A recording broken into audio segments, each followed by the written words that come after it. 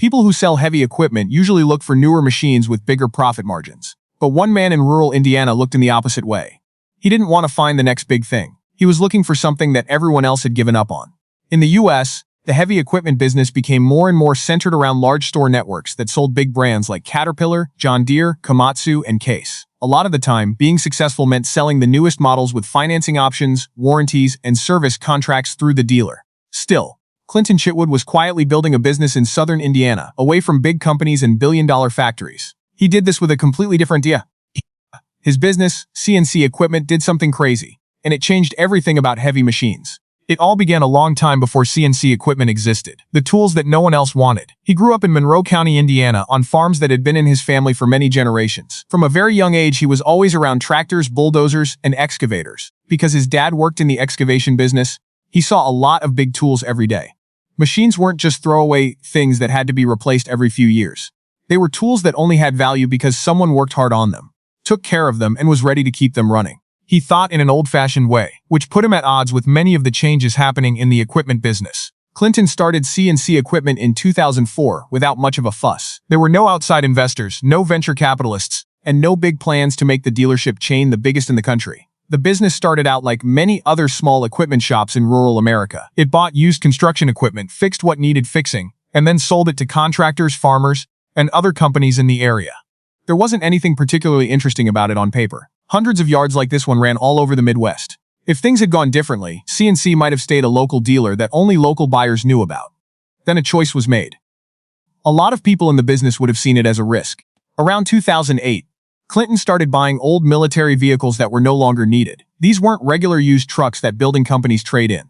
They were old military vehicles from the United States that had been used by the Army, Marine Corps, or National Guard for years or even decades before they were declared surplus. Under the Department of Defense's method for getting rid of old equipment, it was first given to other federal agencies, then to state and local governments, and finally, if no other public agency wanted it, it was sold at auction through government surplus programs.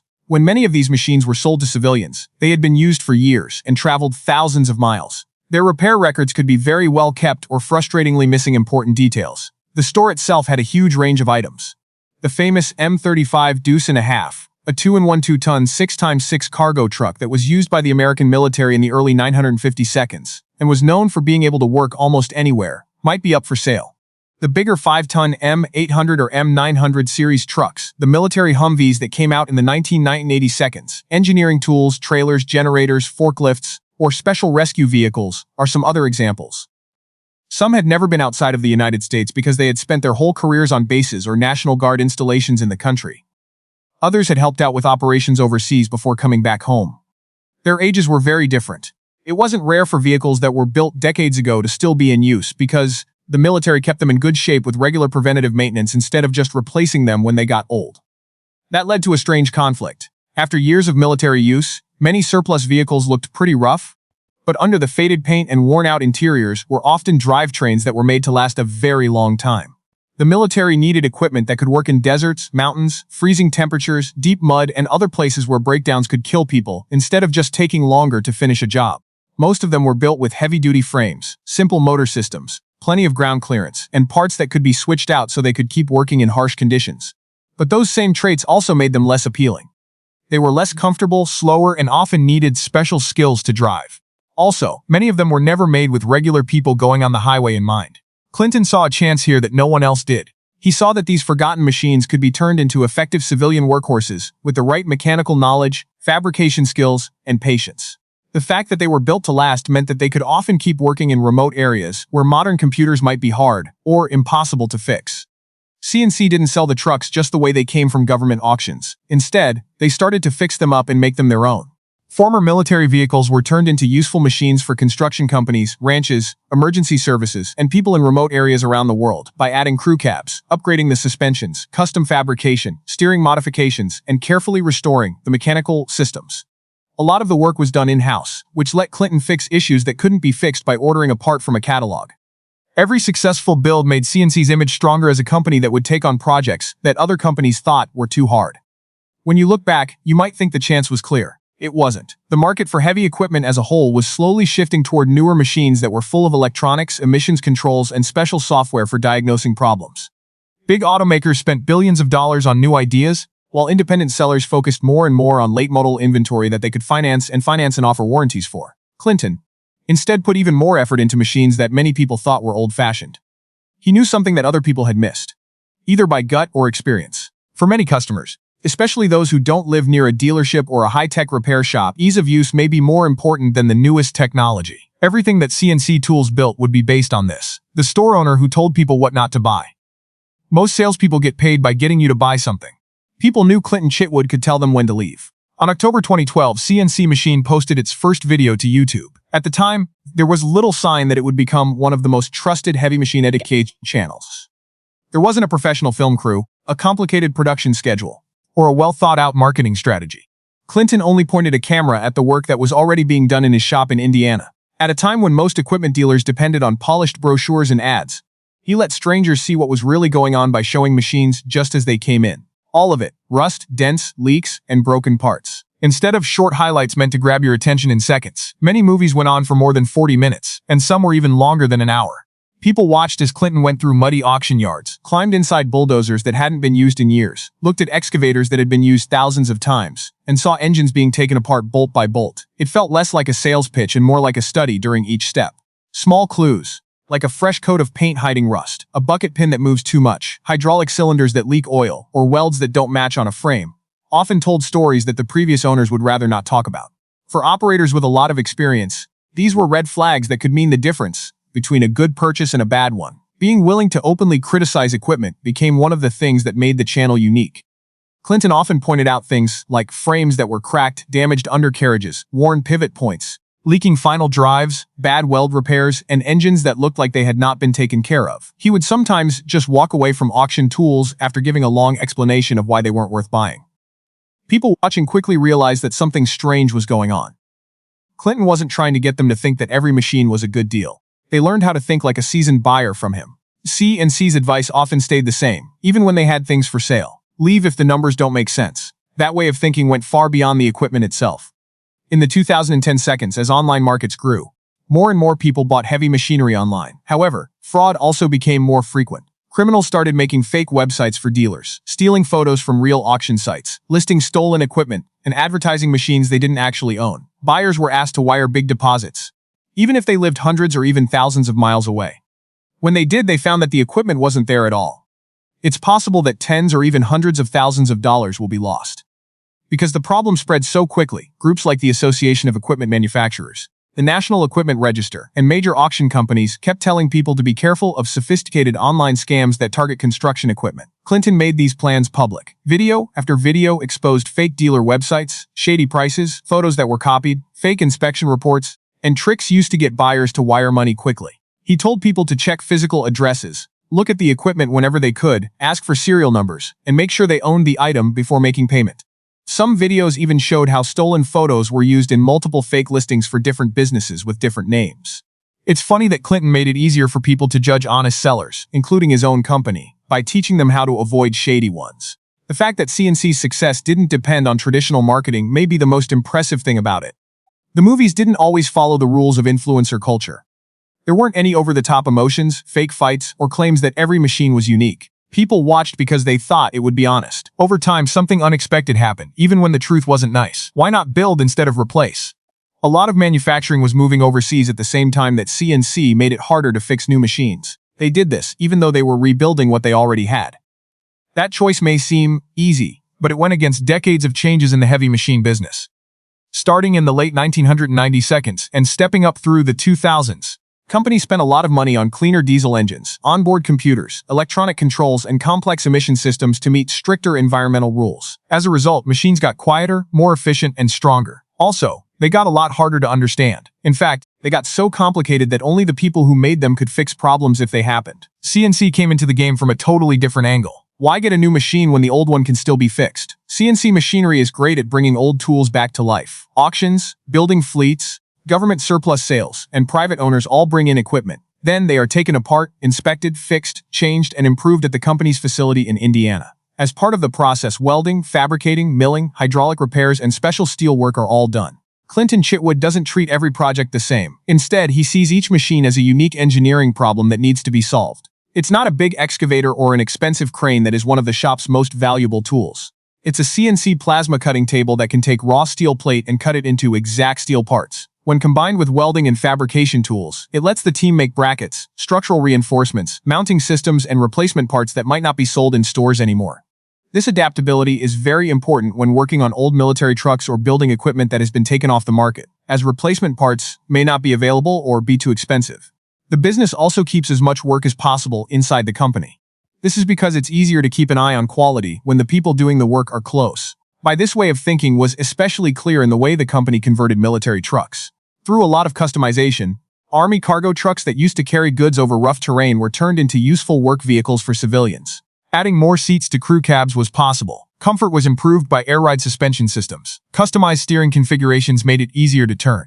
One-off fabrication jobs helped customers solve problems that were unique to them.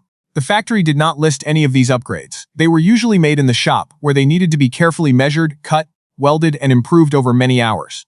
The finished trucks kept the toughness that made them useful in the military, but they were also much more useful for contractors, farmers, cities, and buyers who work in remote areas around the world. At the same time, the heavy equipment industry as a whole was moving the other way. Electronic control modules, proprietary diagnostic software, advanced sensors, selective catalytic reduction systems, diesel particulate filters, and new, complicated emissions technology put in place to meet environmental standards, like the U.S. Environmental Protection Agency's Tier 4 regulations, were used more and more in modern machines. These improvements made the exhaust cleaner and the cars more efficient, but they also changed what it was like to own a car. To figure out what was wrong with a modern engine, techs often needed specialized software, dealer-authorized service tools, and training. That change helped the right to repair argument get bigger. Farmers, independent mechanics, and equipment owners all said that when you buy a machine, you should also be able to fix and maintain it. Manufacturers said that limiting access protected safety systems, meeting emissions standards, cybersecurity, and important intellectual property. The disagreement reached politicians, regulators, and the courts in the end. In the U.S., John Deere became one of the most well-known companies linked to the issue. After years of public criticism, the company was finally hit with lawsuits and agreements that made it easier for people to get repairs. The choices made by CNC equipment naturally fit with the movement's main idea. He always suggests tools that owners can understand with common tools, mechanical knowledge, and experience. Clinton doesn't usually say that current technology is bad by nature. Instead, he keeps asking if the level of complexity is really good for the customer. Which machine is really more valuable if an older one can be fixed on the spot with common tools and a younger one has to wait for specialized diagnostics? You can answer this question, but first let's talk about why this debate is important. They were after control, while everyone else was after bigger. The plan looked clear at this point. Hire managers, open more sites, and go after growth as you go across the country. Almost the opposite is what CNC equipment did. The company's YouTube audience slowly grew from the 2010 seconds to the 2020 seconds. By that time, it had reached a level that many small businesses spend decades trying to reach. Millions of people watched videos every month that showed equipment inspections, military truck builds, auction trips, and shop projects. More and more people from outside of Indiana were also asking questions. Geography had been erased by the internet. A dealership that used to mostly serve customers in the same area was now sending machines all over the U.S. and even to customers in other countries. For many business owners, that kind of momentum would mean it's time to start aggressively growing. It was time for Clinton and Bridget Chitwood to slow down and defend what they had already made. This was the main reason for the growing number of international customers. Many of the old construction tools and military trucks. One thing that CNC was good at that most modern machines don't have is mechanical simplicity. People who lived in Africa, Australia, Alaska, and other remote areas often valued equipment that could be fixed with common tools over equipment that came with special diagnostic software. It was often more useful to have a tough mechanical engine than the newest electronic technology, in places with few dealers and long wait times for repair parts. Clinton had seen that niche coming a long time ago. Now, success automatically opened up new options. CNC had a lot of the things it needed for fast growth by the time it built a modern building that could do fabrication, repairs, and custom truck conversions. The business had big service bays that could handle huge pieces of equipment, reinforced floors that could hold up very heavy machines, fabrication tools, the ability to machine things, and a well-established online audience that many marketing firms would envy. A lot of businesses have used this kind of momentum to open more locations, get outside investment, buy other businesses, or create national dealership networks. Companies that started out as family businesses and slowly grew into regional chains are common in business history. It looked like CNC had the chance to go in the same direction. Clinton instead kept saying that growth had costs that most people don't think about. He has been very clear about his philosophy over the years, saying that the goal is to keep as much of the business in-house as possible because growing too fast would make it harder to keep control. As you can see, each new site needs more managers. When you have more employees, you need more levels of control. It gets harder to keep an eye on quality. Slows down communication. Decisions that used to be made at a workbench are now made in meetings, reports, and corporate structures. Looking at that choice in the bigger picture of American business makes it even more shocking. For a long time, growth has been seen as the best way to measure success in manufacturing, retail, and industrial services. To cut costs and get a bigger share of the market, businesses buy other businesses, open satellite sites, look for outside investors, and focus on economies of scale. Public companies are always under pressure to show growth from one quarter to the next. For some people, choosing to stay small can take more discipline than trying to grow. But in this case, CNC was able to keep things consistent by keeping the business under tight control. There were a lot of fabrication, rebuilding, welding, machining, and customization tasks that were done in-house instead of hiring outside contractors. It is important to note that CNC equipment has never led protests, lobbied lawmakers, or declared war on the heavy equipment industry. Instead, it built an alternative in secret. As modern tractors, bulldozers, and excavators relied more on electronic controls, emission systems, GPS, telematics, and proprietary diagnostic software, they needed tools only available at authorized dealers and techs with specific training to fix them. The right to repair movement as a whole grew, especially after high-profile lawsuits against John Deere, but Clinton Chitwood never saw himself as an agitator. He instead showed the same ideas by what he did. Instead of telling customers to get new tools, CNC specialized in fixing up old ones and making them last longer by carefully rebuilding, fabricating, and upgrading them. That method gave contractors, farmers, and buyers in remote areas where dealer help was limited the freedom to make their own decisions. The philosophy of the company became even more convincing when it was made clear to everyone. Clinton made a lot of videos on YouTube over the years that showed inspections, repairs, mistakes, hidden damage, and hard decisions about whether to save equipment. Instead of just trying to sell people machines, the station turned into a source of information that taught people how to evaluate them. The same honest approach was shown in the local community by helping charities, emergency services, and events that helped kids in Brown County, Indiana. In the end, CNC's biggest strength wasn't its size, but the trust it gained. A lot of people in the business thought that success meant growing and getting better technology. But Clinton and Bridget Chitwood showed that there was another way. One that was based on honesty, craftsmanship, and customer trust. That's all for now. Thanks for seeing. Did you enjoy this video? If you did, please like, comment, and follow so you don't miss any of our new videos. Also, don't skip this movie you're seeing now. It is really amazing.